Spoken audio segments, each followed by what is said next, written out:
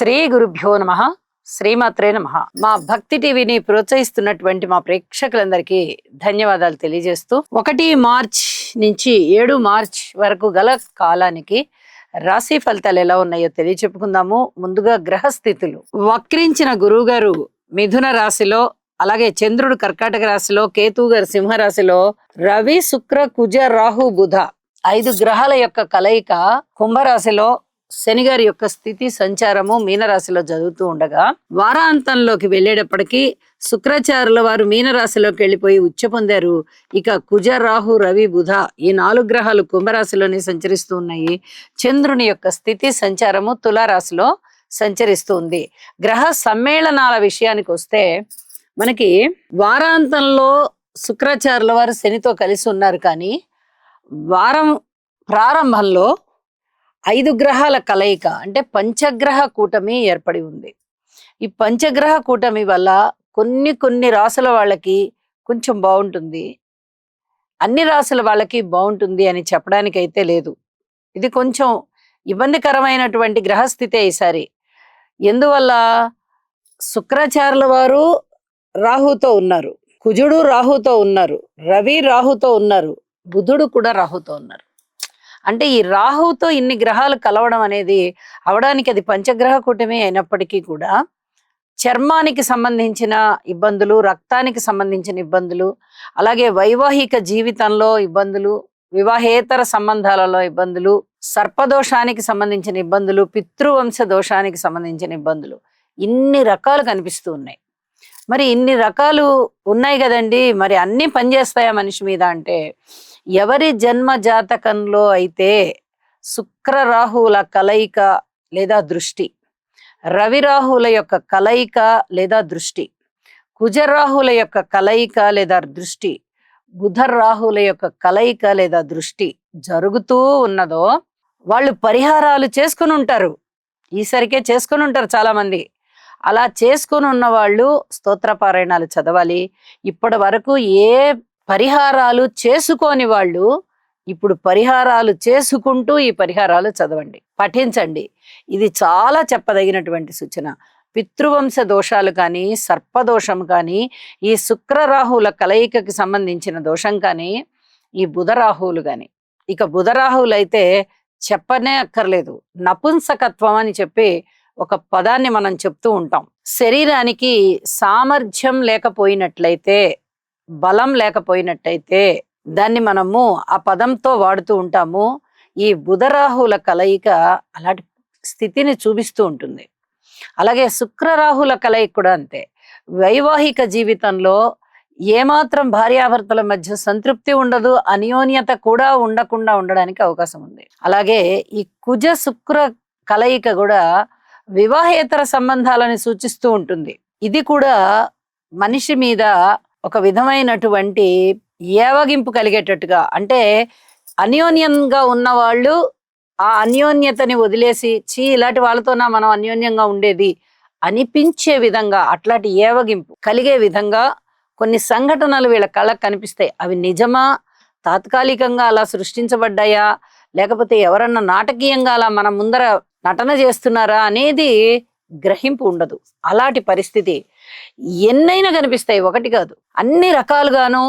తప్పనిసరిగా పరిహారాలు చేసుకోండి. పరిహారాలు జన్మజాతకాన్ని బట్టి కూడా చూసుకుని ఆ గాఢత ఎంత ఉంది అనేది చేసుకోవాలి. మనము గోచారం ప్రకారం అయితే తప్పనిసరిగా ఈ నవగ్రహ స్తోత్ర పారాయణాలు చేసుకోండి. నవగ్రహాలకి సంబంధించి హోమం చేసుకోండి. ఇది చాలా చాలా చెప్పదగినటువంటి సూచన. అలాగే వారాంతంలో శుక్ర శని గారులు కలుస్తున్నారు. ఇది కూడా అంత అనుకూలమైనటువంటి గ్రహస్థితి కాదు. అపోహలు పెరగడానికి, అన్యోన్యత తగ్గడానికి చాలా వరకు దోహదపడుతుంది. ఇది కూడా ఇలాంటిదే, శుక్ర రాహువుల లేదా శుక్ర కుజుల కలయిక లాంటిదే. కాబట్టి ఈ శుక్ర శని సంచార దోషం కూడా అని చెప్పి తెలియజేస్తూ ఉన్నాను. స్తోత్ర పారాయణాలు తప్పనిసరిగా చేయండి. ఇక దృష్టి విషయాలకు వస్తే, గురువు గారి నవమ దృష్టి మాత్రమే కుంభరాశి మీద పడుతోంది తప్ప మిగతా శని గారి దృష్టి రాసుల మీదే తప్ప రాసుల్లో గ్రహాలు లేవు కాబట్టి లేదు. గురువు గారి యొక్క దృష్టి కూడా అంతే. 5వ దృష్టి రాసులు లేవు, 7వ దృష్టి రాసులు లేవు. ఒక 9వ దృష్టి మాత్రమే రాసుల మీద ఉంది, కుంభరాశి మీద. అంటే మీరు ఇప్పుడు చెప్పుకున్నటువంటి పరిహారాలన్నీ చేసుకుంటే చాలా వరకు మీరు ఉపశమనం పొందుతారు అనేది ఇక్కడ మనకి చాలా స్పష్టంగా కనిపిస్తోంది. ఏ ఉపశమనం జరగకపోతే కొంచెం ఇబ్బందులు ఉండడానికి అవకాశం ఉంది అని చెప్పి ఇక్కడ మనం గ్రహించుకోవాలి. ఇది చెప్పదగినటువంటి సూచన. అలాగే కుజుని యొక్క దృష్టి, 4వ దృష్టి ఏ గ్రహాలు లేవు, 7వ దృష్టి కేతువు మీద ఉంది, మళ్ళీ 8వ దృష్టి ఏమి లేదు. ఈ కేతువు మీద ఉండడం ఆధ్యాత్మిక చింతనని బాగా పెంచుతుంది. అలాగే గురువు గారి యొక్క 9వ దృష్టి కూడా ఈ గ్రహాల మీద ఉంటున్న కారణం చేత దైవభక్తి బాగా పెరుగుతుంది. అందుకనే మీరు ఏ పరిహారం చేసుకున్నా కూడా చక్కగా ఆ పరిహారము ఆ దోషానికి పరిహరింపబడి మీకు అనుకూలమైన ఫలితాలు రావడానికి అవకాశం ఉంది. అందుకు ఈ గురువు దృష్టి ఎలా తోడ్పడుతుందో కుజుని యొక్క దృష్టి కేతువు మీద పడుతూ కూడా అలాగే తోడ్పడుతోంది అని చెప్పి తెలియజేస్తున్నాను. సర్వస్య శరణాగతి పొందండి, ఇష్ట దైవాన్ని ప్రార్థించండి, దైవభక్తి మిమ్మల్ని చాలా బాగా కాపాడుతుంది అని తెలియచేయడానికి ఈ వారం గ్రహస్థితులు చాలా ఉన్నాయి. ఎటువంటి సమస్యలకైనా చక్కటి పరిష్కారాలు ఉన్నాయి. ఆ పరిష్కారాలు పాటించండి, పరిహారాలు చేసుకోండి. ఇక సంతోష జీవనాన్ని ప్రారంభిస్తూ ముందరికి తీసుకుని వెళ్ళండి. ఇప్పుడు రాసుల్లోకి వెళ్దాము. తులారాశి. తులారాశి వారు ఎంత అదృష్టవంతులంటే వీరి పంట పండినట్టే లెక్క. ఎప్పటి నుంచి 1 సంవత్సర కాలం నుంచి దగ్గరగా శనిగారి యొక్క ఫలితం చాలా బాగా కనిపిస్తూ ఉంది. కాస్త అప్ అండ్ డౌన్ అయినప్పటికీ కూడా గురుగారి ఫలితం కూడా చాలా అద్భుతంగా కనిపిస్తుంది. ఇక కేతువు గారి సంగతి కూడా అంతే, 6 నెలల పైన అయింది, చాలా బాగా కనిపిస్తుంది. ఇప్పుడు కూడా అవే కొనసాగుతున్నాయి. ఇంత అదృష్టవంతమైన కాలము మళ్ళీ ఇప్పట్లో రాదు. ఎందుకంటే గురు, శని, కేతువులు 3 పెద్ద గ్రహాల యొక్క అనుకూలత ఉండడం అంటే అది మాటలైన విషయం కాదు.